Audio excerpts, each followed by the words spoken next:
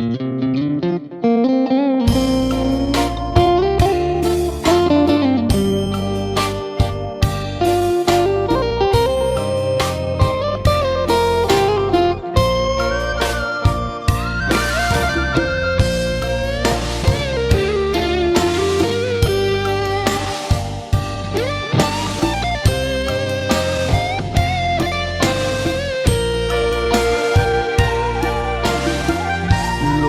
ុកសែនល្អក្នុងដួងចិត្តកូ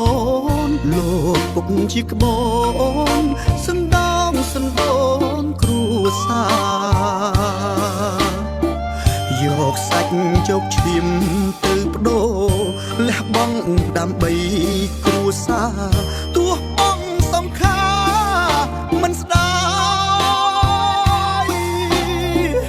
គ្រួសារក៏ធំកូនក៏ច្រើនកូនខ្លាំងទំនើបមិនស្ដាប់វិន័យគ្រួសារព្រោះតែចង់ឲ្យកូនល្អដាក់ទុំទាំងទឹកនេត្រាទ្រូងពុកបិទផ្សារពេលក្រៃពុក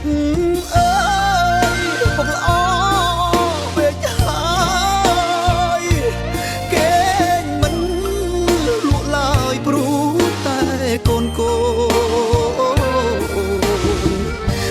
ខាងប្រឹងជ្រងសេ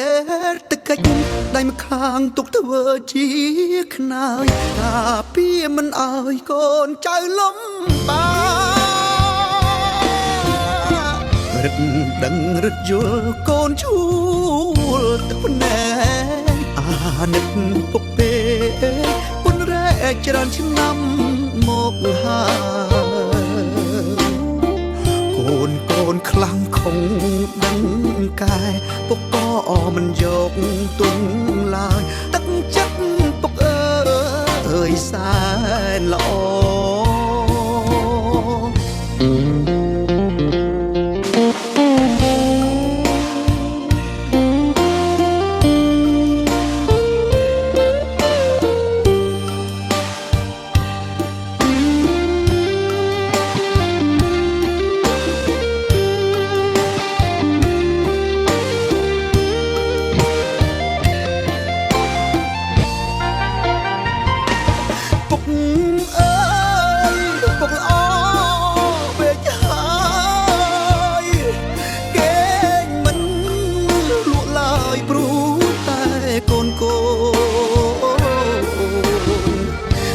ខាងប្រឹងជ្រងសេ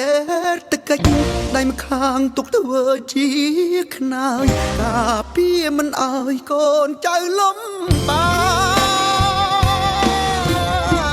រឹកដឹងរត់យល់កូនឈួលទឹកភ្នែកអាណិតពុកពេពុនរែកច្រើនឆ្នាំមកហើយកូនខ្លាំងខំដឹងកាយពុកក៏មិនយកទុំឡើយទឹកចិត្តពុកអើយសែនល្អ